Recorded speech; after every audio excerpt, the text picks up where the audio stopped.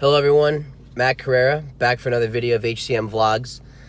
Today I'm going to touch on quickly handbook rules, policies, guidelines, and why they're important. Every practice obviously should have a handbook in place and should be reviewed by an attorney or some sort of HR representative.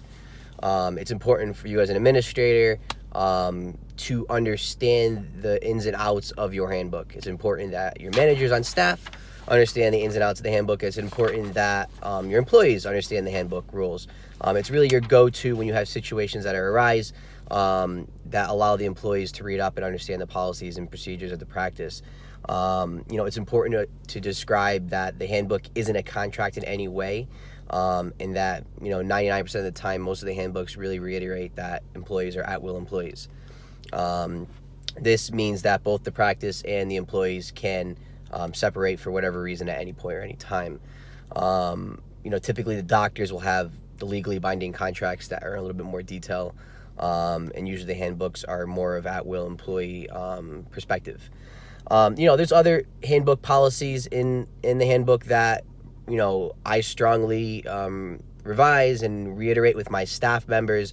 We go over attendance policies. It's important to go over attendance policies and, the times that your staff needs to be in. You never want to schedule people for times that the practice doesn't need them. It just doesn't make sense. So having a set schedule in place and explaining the attendance policy is imperative. And it's important to keep your patients on schedule and to keep the practice running smooth.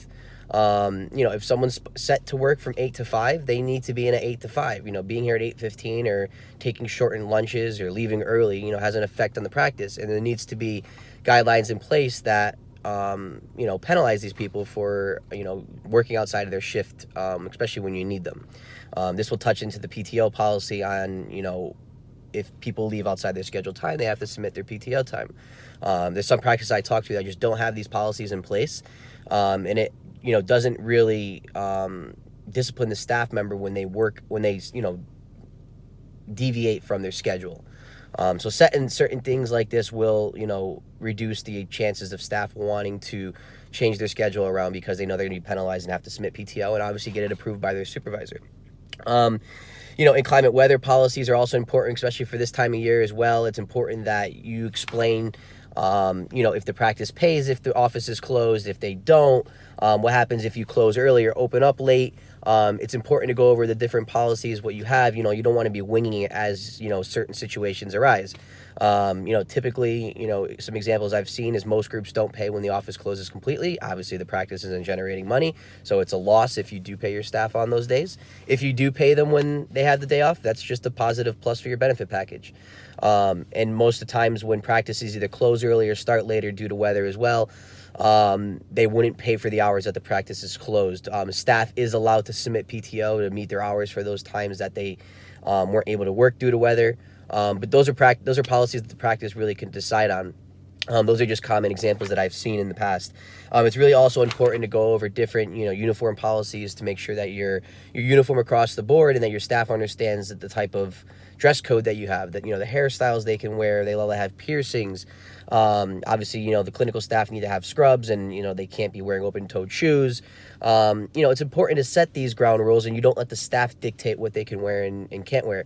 You don't want one staff member coming in and dressing outside of, what it may be for a certain setting in healthcare, whether it's a pediatric group or ophthalmology group. It's really important that you set these ground rules. It's also important that you set rules for, events that take place outside of the office, holiday parties. It's important that staff can't think that they can, dress in a different way, especially a way that might hurt or penalize or put a bad image on the group or practice, especially when you're outside of the office. Different policies that, are also important to touch on are, bereavement policies. What do you do when you have someone, that is, has to go on bereavement? It's important that you set the names and type of people in the family that you allow for bereavement. Also, something else that has came up in the past, people would, use different examples, and if you have it in there in black and white, the staff understands what qualifies for bereavement pay and what doesn't. It's also important to disclose your if you have a drug and background screening before you're hired. Certainly something we do you see in a lot of practices is background screening and drug testing.